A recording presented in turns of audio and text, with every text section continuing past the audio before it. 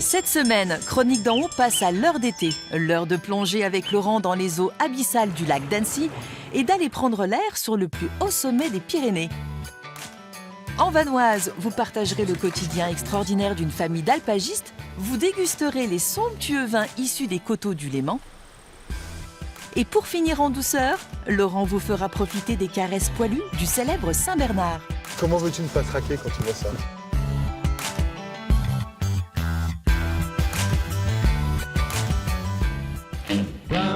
C'est au pied des sommets haut-savoyards que Laurent va tester pour vous les eaux rafraîchissantes du lac d'Annecy. Une fois n'est pas coutume, c'est avec Miguel qu'il embarque dans un véhicule digne des années Beach Boys. Coincé entre le massif des Bauges et celui des Aravis, le lac d'Annecy est une petite mer intérieure de 27 km², propice à toutes sortes d'activités.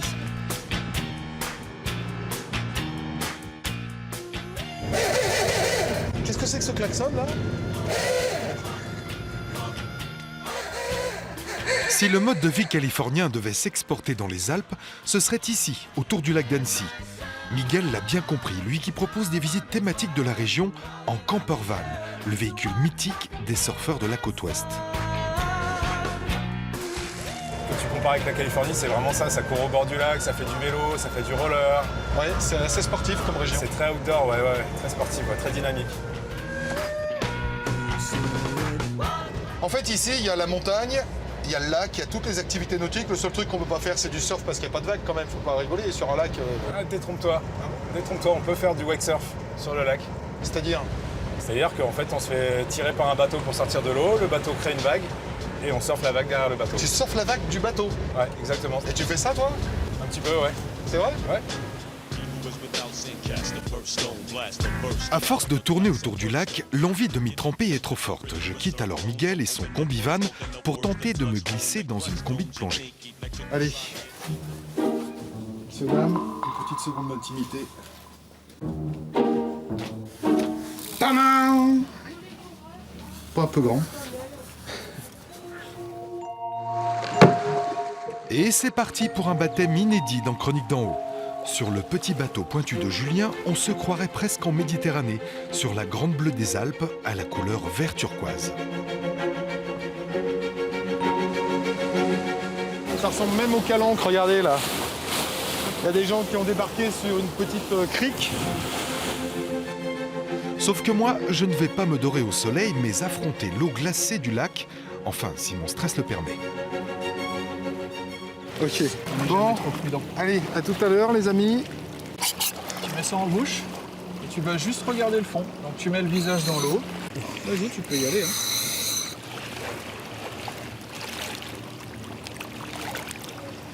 Fais des bulles.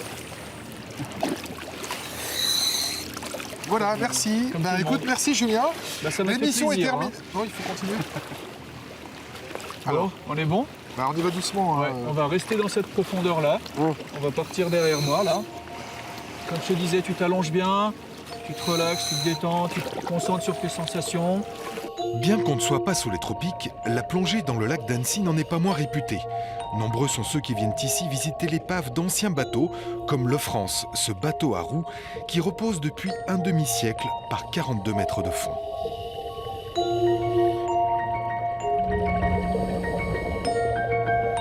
Mais je laisse ces trésors aux plus aguerris et me contente fièrement de ma première plongée à 3 mètres de profondeur.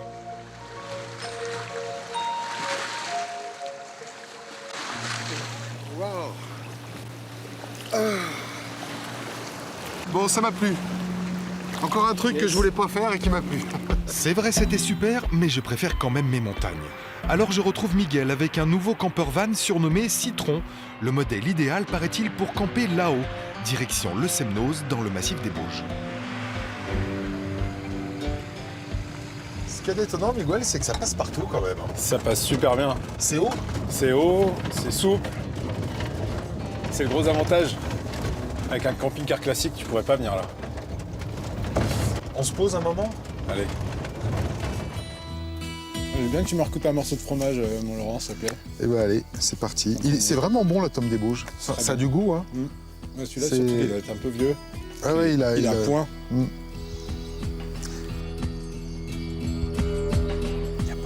part celui du frigo, tiens. Le frigo fait un peu de bruit, puis les cloches des Ah, vaches. ça y est, c'est arrêté. Alors chute.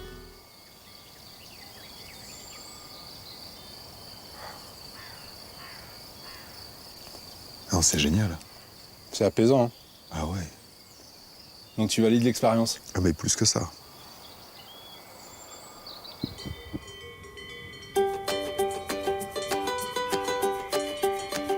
En montagne, le printemps est synonyme d'estive. Alors depuis quelques jours, la famille Bantin est montée avec son troupeau à 2000 mètres d'altitude pour s'installer dans leur chalet d'alpage. Avec l'aide de leurs 3 enfants, Raphaël et Ghislaine vont passer près de 4 mois là-haut à fabriquer le fromage emblématique, le Beaufort. Direction donc le parc national de la Vanoise, au-dessus du village de Termignon, dans le hameau de Chavières, où Laurent vient de passer sa première nuit. Une journée bien remplie l'attend.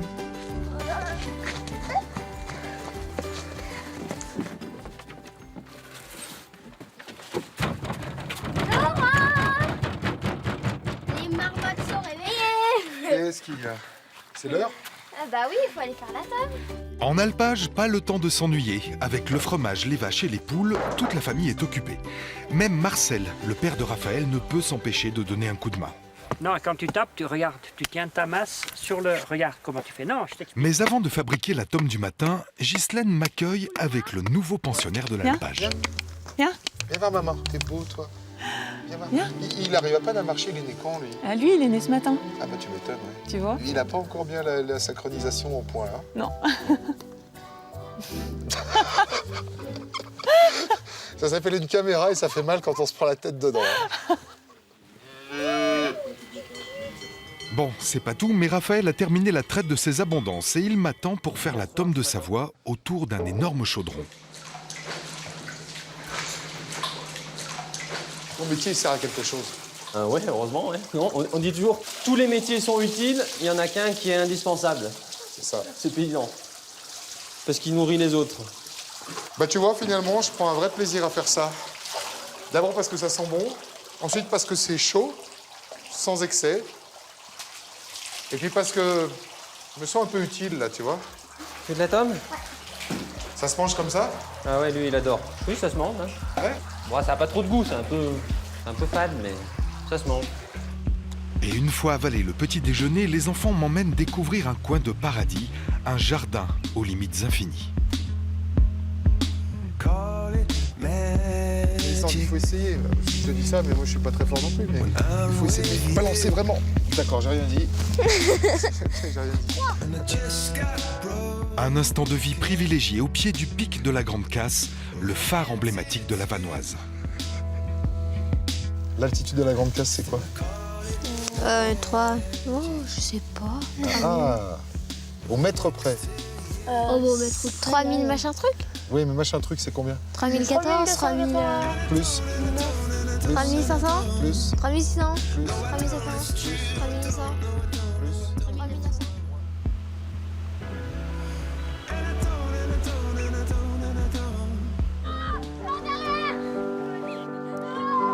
Retour au chalet, occupé depuis plus de 2 siècles par les Bantins. Alors autant dire qu'être alpagiste dans la famille est à la fois un art de vivre et une raison d'être, à l'image de Marcel, le père de Raphaël. Bien qu'officiellement à la retraite, il continue à passer la majorité de son temps dans ces prairies d'altitude. Est-ce que vous avez pris des vacances, vous? Jamais. Jamais? J'ose quand même le dire, oui. Bah oui. Oui, oui. Non, non. Ça me... Mes vacances, c'était ici, l'été, l'hiver au ski. Oui, donc toujours à Termignon, quoi. Toujours à Termignon. Des fois, je me pose la question, quand on les voit entassés sur la Côte d'Azur, là-bas, est-ce que c'est des vacances ou pas? C'est sûr que quand on vit ici, on a du mal à vivre autre chose. Oui, Je peux le comprendre.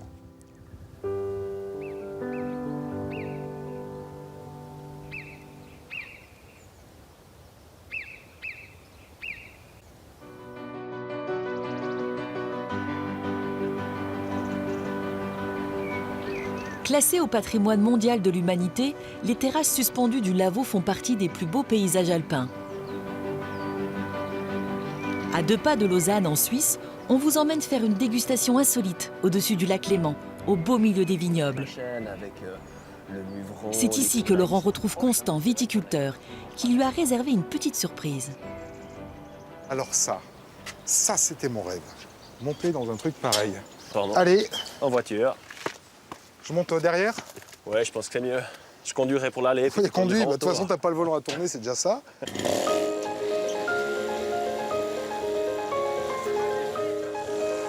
Avec une pente avoisinant les 45 degrés, le monorail est un outil indispensable. Au-delà de la vue exceptionnelle, il permet aussi de prendre conscience de l'ampleur du travail accompli par l'homme pour conquérir la pente. Nous grimpons en direction de l'une des parcelles de Constant. Elle produit un grand cru, le Désalais, l'une des 8 appellations du Lavaux, grâce à un cépage emblématique. Et voilà. Alors ça, c'est du chasse-là. C'est le chasse-là, voilà. C'est notre raisin de fierté à Lavaux. Là, on voit que ça descend. Hein. Là, ça descend. Évidemment, c'est le Désalais, c'est le vignoble le plus raide de Lavaux. Hein. On est sur les moraines du glacier du Rhône. Il faut imaginer que le glacier nous recouvrait à l'époque. Ouais. Et le coteau de Lavaux, c'est vraiment les moraines. Donc beaucoup de cailloux dans les sols, beaucoup de minéralité dans les vins. On dit poétiquement qu'on a 3 soleils à Lavaux. Le premier, c'est l'astre du ciel, évidemment. Le deuxième, c'est le miroir qu'on a devant nous. Hein. Et on le sent bien. La réverbération du lac. Et le troisième soleil, c'est le soleil des murs. C'est pour ça qu'il rougit un petit peu. Exactement. Notre cépage, c'est le chasselas fendant roux. C'est son vrai nom. Pourquoi roux? Parce que justement, il bronze, il devient doré comme ça. Voilà, tu prends en dessus, en dessous, un peu de tous les côtés de la grappe. Constant me met à contribution. Nous allons ramasser au hasard des raisins pour leur faire passer plusieurs tests de maturité.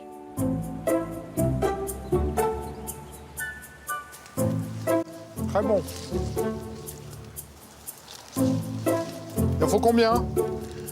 En général, on compte une centaine de grains. 1, 2, 3, T'en as bientôt 100? 6, 7, 8. Ouais. Tu les manges pas tous, hein? Hein? Non, non. Ah ouais, je vois que t'aimes bien le chasselas. Bah, il en faut 100 chacun? Hein? Ou 100 au total? Il faut ça au total. Ah Ouais, bon, ouais. bah, ça va. Tiens. Ça fera la moyenne. Mais parmi les nombreux tests, je ne m'attendais pas à faire celui du pépin. Moi, ça me parle pas beaucoup, là. Moi aussi. Ouais. On est déjà, tu vois, on sent pas l'amertume. Il n'y a pas le côté séchard en Non, bouche. c'est vrai. Des fois, quand tu croques le grain, ça te sèche tout Pas de du suite la tout. bouche. Et là, on est déjà sur une belle maturité physiologique. J'adore le type qui est capable de croquer un raisin et d'imaginer son vin avec 1 an d'avance. Oh, le millésime n'est pas encore fait, donc sous-entendu, le vin n'est pas encore fait. Mais c'est vrai que bah, là, c'est positif, quoi. Quand on voit ça, c'est que du bonheur.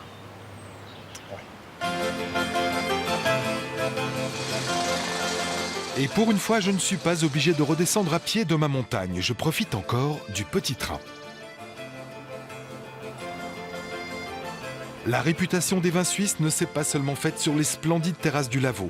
En remontant les berges du Rhône, on se rend bien compte que la tradition viticole du Valais est omniprésente. Je parviens donc au-dessus du village de Sierre, où j'ai rendez-vous avec Maurice Zuforet pour une deuxième dégustation, cette fois bien plus aboutie. Salut Maurice. Salut Laurent, comment vas-tu? Ça va? Ça va? Ça a été? T'as fait bonne route? Bah oui. Donc le vin ici, c'est quoi? Du rouge, du blanc? Ici, on a 2 choses. On a du pinot noir et un petit peu de sauvignon blanc. Viticulteur valaisan, Maurice supervise le travail de ses équipes qui cultivent notamment un cépage emblématique et autochtone du Valais, la Petite Arvine. Alors vous me connaissez, je ne peux pas résister à l'envie de goûter à ces délicieux et énigmatiques cépages. C'est sacrément bon, ça aussi. Tu sens un petit peu le côté ananas, pamplemousse, Exactement. qui est assez typique de la Petite Arvine. En même temps, c'est assez rond, c'est assez riche, c'est un vin généreux. Et tu trouves pas quand même que ça va avec ce paysage? Oui, tout à fait. Là, on a le fruit du travail de la nature et puis des hommes et des gens comme Et toi. le paysage et le soleil.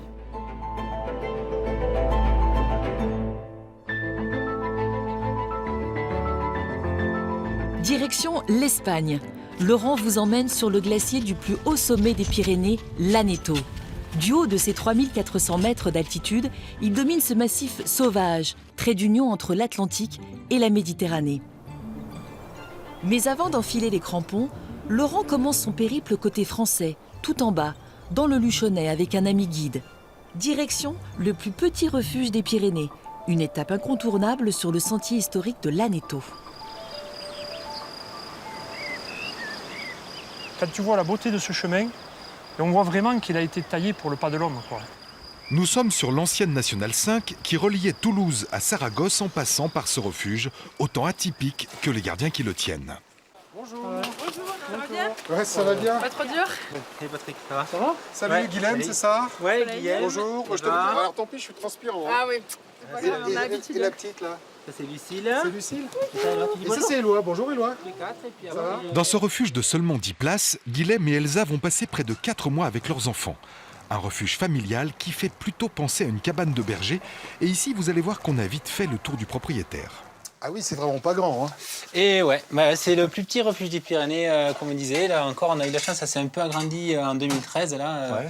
Ils ont fait un petit peu de rénovation pour agrandir la cuisine. Donc vous dormez là, les enfants dans la chambre d'à côté. C'est ça, c'est ça. C'est bien, c'est fonctionnel, hein, t'as tout ce qu'il faut. Ah oui, Ouais. là, on... T'as une belle vue sur le lac. Tout est accessible ici. C'est un peu comme La couette est là, enfin voilà. Ouais, ouais. C'est un peu comme les apparts à C'est comme les Paris, caravanes. mais Oui, les apparts à Paris ou les Voilà. caravanes, c'est Voilà. le choix.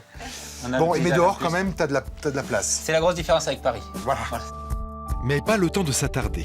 Depuis les lacs du Boum qui bordent le refuge, je poursuis ma route par le port de Vénasque pour basculer en Espagne, dans le massif de la Maladeta. Ah, la montagne comme je l'aime, avec ses vallons verdoyants et ses torrents tumultueux. Un paysage qui explique en partie l'attrait pour l'ascension du maître des lieux, l'Aneto. Vous voyez cette échancrure dans la montagne derrière? Bah, c'est ça le port de Vénasque, et c'est par ici que les pionniers de l'Aneto sont passés au départ de Luchon. Et ils ont traversé cette vallée qui devait être à peu près dans le même état. C'est un parc régional en Espagne, absolument magnifique. Je rejoins Antonio, le gardien depuis plus de 46 ans du refuge de la Rancluse, dernière étape avant le sommet. Est-ce qu'en Espagne, l'Aneto, c'est une montagne star très connue? Sí, está muy reconocido porque en el Pirineo es el pico más alto que hay. Entonces, lógicamente, Oui, c'est siempre une montagne très atrae- reconnue, car c'est le plus haut pic des atrae Pyrénées. más a la gente que Donc a il los attire montañeros logiquement que plus vienen. de monde. Y luego que es un pico relativamente fácil. C'est igual que également la un pic montaña relativement de facile verano, d'accès, como la que ce montaña soit en de été ou en hiver. Mais l'ascension de l'Aneto est un long périple, alors mieux vaut être accompagné. Norbert est guide et il va tenter d'emmener au sommet 2 débutants belges qui rêvent de cette ascension depuis très longtemps. Allez, là, on fait attention. Et quel est l'endroit le plus compliqué pour aller là-haut? Bueno, complicado ahora para La subir partie al la Aneto, plus lo compliquée único pour monter l'Aneto, complicado es el glaciar. C'est le glacier, El glaciar donde ya se car necesita cela nécessite medios d'être équipé, técnicos como avec es des crampons, des crampones, piolets, des cordes. cuerda. Si vous partez en glissade, donc le but c'est de s'arrêter avec le piolet, pas avec les crampons. Car ici, le risque n'est pas de chuter dans une crevasse, mais bien de glisser en contrebas et de se blesser contre les rochers. Donc là c'est une première sur la glace vive. On va voir ce que ça donne. Premier pas avec les crampons. Après une longue traversée glaciaire d'1 kilomètre, il reste une dernière difficulté, plus psychologique que physique, le pont de Mahomet. Une arête courte et acérée, que, dit-on, seules les âmes pures peuvent traverser. J'ai une crampe. Tu donnes un peu de mou, Max? Allez, bravo. Longtemps redouté à cause de ses glaciers, l'Aneto est aujourd'hui un sommet très fréquenté et dont la réputation tient aussi beaucoup à ses eaux de fonte qui se déversent dans un endroit absolument splendide, le Trou du Taureau. Alors vous l'avez compris, je suis côté espagnol. La ligne de crête ici, c'est la frontière avec la France. Et toutes les rivières, en principe, coulent en direction de la Catalogne et de la Méditerranée. Toutes les rivières, sauf une, celle-ci, qui provient directement du pic d'Aneto et de ses glaciers. Elle s'engouffre sous la montagne et ressurgit en France. Vous savez ce que c'est, cette rivière? C'est l'une des sources principales de la Garonne, qui va ensuite poursuivre son chemin en direction de Toulouse, de Bordeaux et de l'Atlantique.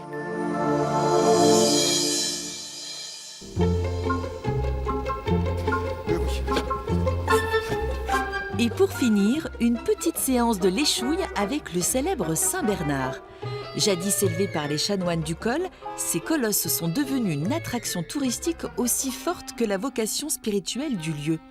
Direction la frontière, entre la Suisse et l'Italie, au col du Grand Saint-Bernard, pour retrouver ces toutous poilus qui attendent impatiemment Laurent pour une balade en montagne. Bonjour. Bonjour. Bonjour. Vous êtes là pour la randonnée. Salut Laurent. Ça va, Karine? Ça va bien et toi? Oh, ils sont beaux. Voilà, alors moi je m'appelle Karine, c'est moi qui vais vous accompagner pour la randonnée avec ces deux chiens qui sont Kia et Joy. Quand Kia et Joy, ce sont deux femelles poil court. Donc Joy elle a 3 ans et Kia elle est un peu plus jeune, elle a 2 ans. Donc c'est vous qui allez les tenir pendant la randonnée. Et c'est lourd, hein? Et c'est- Elle a un sac sur le dos, celle-là. Alors je lui ai mis justement une sacoche avec la pharmacie de premier secours. D'accord. Et Donc, c'est pas un tonneau? Voilà, maintenant on s'est dit que l'alcool au niveau premier secours, c'était pas C'est pas l'idéal. terrible. Voilà, c'était pas terrible. Alors voilà, on a préféré, il y a désinfectant, pansement, bandage. Toi, tu, voilà. me regardes, tu me regardes avec une drôle de tête. Hein. Tu me regardes avec une drôle de tête. Alors, Kia. Et moi, je prends celui-là, là. Regarde, tu me l'as pas présenté, Ah là. voilà, oui, je vous ai pas Oh, présenté. bah oui. Donc ça c'est Tu Pixel. viens me voir, Pixel? Bah voilà, Moi, c'est pour plus toi. léger, hein. C'est plus léger. Voilà, moi, Tu je peux prends la celui-là. mettre dans le sac. Je la mets dans le sac. Et C'est le grand amour, hein. Oh la vache. Bon, et ben on y va alors. hein. Alors on y va, Pixel, allez. on est parti. C'est pas un Jack Daniels? Non, un Jack Daniels. Non, mais ça. C'est le chef des chavannes, là. Oui, c'est ça. Comment ça s'appelle, la marque? La marque Jack Russell. Mais, Ah, voilà. mais elle, c'est un Parson Russell Terrier. Nous partons donc pour une promenade d'1 heure en compagnie de 2 autres Alors là, randonneurs venus spécialement au col pour passer ce moment unique avec les Saint-Bernard. Tu vas mettre le chien de l'autre côté, là. Et tiens, passe devant, Karine, qu'on rigole, parce que ça va faire courir le chien. Passe devant. Allez, vas-y, fais le lévrier de tête. Voilà, ça. Voilà le chien qui promène le bonhomme, c'est ça. Elle tire, hein? Ah, ça tire, ça a de la force.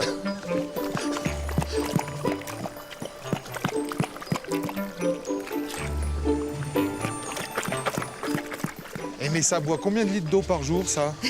Alors il y a la moitié qui passe à côté, comme ils boivent. Ah oui, c'est à Donc voilà, c'est ça. Donc maintenant, qu'est-ce qui reste dedans?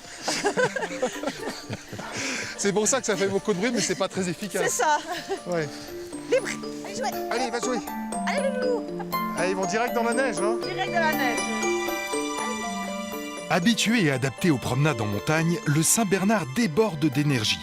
Quant à nous, on fait déjà une petite pause. Maman, elle a dit pas tout le bout de bois. Voilà. Est-ce qu'il va aller la chercher? Ouais. Allez, va chercher. Ah, Non, ça va, c'est pas quel vif. enfant, Il est c'est pas respectueux. lancé non Ouais, plus, c'est tranquille, ouais. bon. Enthousiasme modéré. Oh, joli. Voilà. Ce que j'aime bien, c'est que j'ai eu un labrador. T'as pris le bout de bois, il est encore attaché avec, t'es obligé de lancer le labrador avec le bout de bois, quoi. Voilà plus de 500 ans que les Saint-Bernard ont été offerts aux chanoines du col pour les aider à rejoindre l'hospice en hiver. Mais aujourd'hui, les toutous sont devenus une attraction si forte que le pèlerinage au col est parfois plus un rituel touristique que spirituel. Alors chaque été, les chiens rejoignent leur chenil d'altitude, période idéale pour ceux qui veulent faire la photo souvenir avec la mascotte suisse. Mais il y a un autre endroit absolument craquant où l'on peut voir les petits du Saint-Bernard, c'est le centre d'élevage de Martigny. Tu es beau. Mais tu es beau. Oh, mais c'est pas possible. Oh, mais il y en a plein. C'est le micro, ça, mon garçon. Ah, comment tu t'appelles? C'est adorable, mais c'est pas... J'en veux. Regarde comme ils sont gentils. Qu'est-ce qu'ils bouffent, là? Le fil du micro. Non, ça, c'est le fil du micro, Pépère. Attends, bouge pas. Titia, ton fil de micro, ouais, Titia. Mais ça bouffe tout. Hein. Ah oui, ça bouffe tout, oui, je vois ça. Non, ça, c'est mon doigt. C'est adorable. Quel âge ils ont? Ils ont 7 semaines. Oh, mais c'est déjà gros, hein. C'est plus gros qu'un teckel, déjà. Ça a de la fourrure, hein. Alors là, il y a des poils longs et des poils courts. Mais c'est pas possible. Comment veux-tu ne pas craquer quand tu vois ça? Je veux dire, c'est... Qu'est-ce qu'il y a? Qu'est-ce qu'il y a? Non, ça Mais moi, j'ai rien à dire. C'est juste un moment merveilleux. Et comment ne pas craquer, quoi. En même temps, toi, tu dois lutter justement contre les gens qui auraient les moyens d'en acheter un sur un coup de tête, parce que c'est joli à cet âge-là. Puis après, quand ils voient la taille de la mer, bon... Oui, ben là, voilà. ça, c'est mon doigt, et ça, c'est tes dents. Hein, c'est beau. Alors, s'il vous venait l'envie d'adopter une de ces petites peluches vivantes, une solution simple et économique, c'est d'aller acheter une vraie peluche au musée du Saint-Bernard, car rappelez-vous que c'est mignon quand c'est petit, mais ensuite, ça grandit. Viens là, mon chien. Et ben quand il est gros, viens là, qu'il y a. Viens là, quand il est gros, ça devient comme ça. Et c'est sympa, mais c'est encombrant. À ma grande, t'es encombrante, oui, t'es gentil, t'es gentil. Allez, on se retrouve la semaine prochaine. D'ici là, je vous souhaite à tous une excellente semaine. Et puis, on peut se retrouver aussi sur Facebook pour discuter. À la semaine prochaine. Allez, on va jouer. Allez, bien. Vous savez que je fais pas un métier facile tous les jours. Ils sont là, les gens sur Facebook, ils disent, oh là là, qu'est-ce que c'est sympa ton petit. Bah, regardez ce que je suis obligé de faire. Hop, ah oui, il y a encore un problème de synchronisation. Hein. On a un pour tous. C'est rien, ma grande. Non, je vais le casser. Tu sais combien je pèse? Non, mais moi non plus, mais plus que toi. 50 kilos, ouais, c'est ça. 5 minutes de calme, sans micro, sans caméra, sans rien, juste pour profiter du silence de cet endroit magique. Est-ce que ça, c'est possible? Possible? Merci.